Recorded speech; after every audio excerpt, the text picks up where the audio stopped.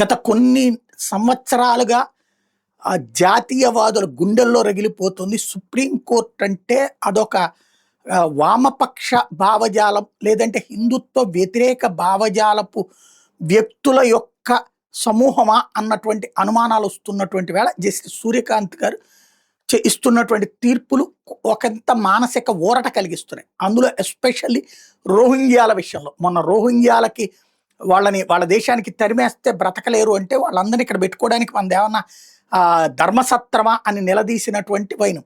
అది ప్రతి ఒక్క భారతీయుడు, నిజమైన భారతీయ ఆత్మ ఉన్న ప్రతి ఒక్కడు అదే అడగాలని కోరుకుంటాడు. అడుగుతున్నారు వీళ్ళు. న్యాయస్థానం అలా అడగటం, ఏకంగా చీఫ్ జస్టిస్ అలా అడగడం సంతృప్తి పరిచింది. ఇప్పుడు సీన్ మారింది.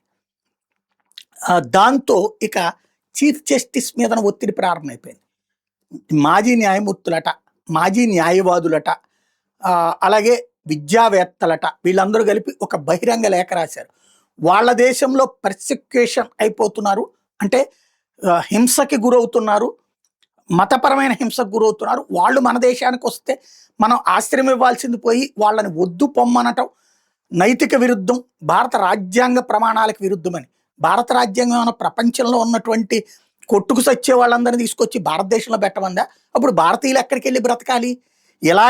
ఇలాంటి దరిద్రుల వల్లనే యూరప్ దేశాల్లో ఉన్నటువంటి క్రైస్తవ దేశాలు ఇప్పుడు ఇస్లామిక్ కంట్రీస్గా మారినాయి. ఆఫ్ఘనిస్తాన్ ఒకప్పుడు పఠాన్ల రాజ్యం, ఇప్పుడు చివరికి ఇస్లామిక్ రాజ్యంగా మారింది.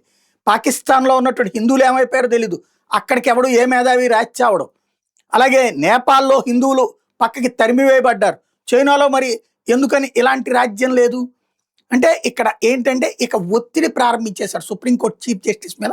మీరు అర్జెంటుగా మారిపోండి, మాలాగా తయారైపోండి, మా కొంపల్లో మాత్రం రోహింగ్యాలను పెట్టుకో, మా కొంపల్లో మాత్రం పాకిస్తాన్ వాళ్ళని పెట్టుకో, మా కొంపల్లో మాత్రం నక్సలైట్లను పెట్టుకో, మా కొంపల్లో మాత్రం అరాచక శక్తులు పెట్టుకో, మా కొంపల్లో మాత్రం హత్యలు చేసే వాళ్ళని పెట్టుకో, మీరు మాత్రం మన దేశంలో వాళ్ళందరిని ఉంచండి, వాళ్ళందరూ చస్తుంటే మేము సానుభూతి కూడా వ్యక్తం చేయం, అదే వాళ్ళని చంపితే మేము సానుభూతి వ్యక్తం చేస్తామనే దరిద్రుల లేఖ సుప్రీంకోర్టు చీఫ్ జస్టిస్కి చేరిందనమాట.